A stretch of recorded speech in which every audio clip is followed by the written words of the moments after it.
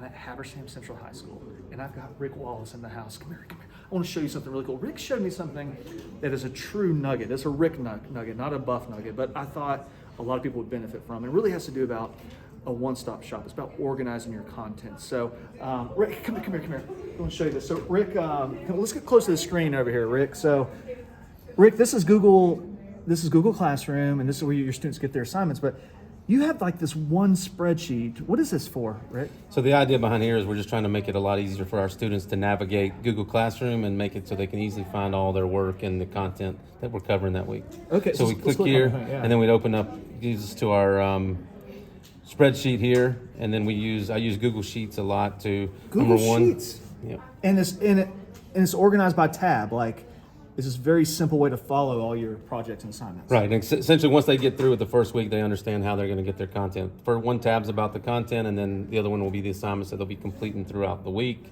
So they can just bounce from one tab to the next to get the information. And we always include their standards and their rubric and how they'll be.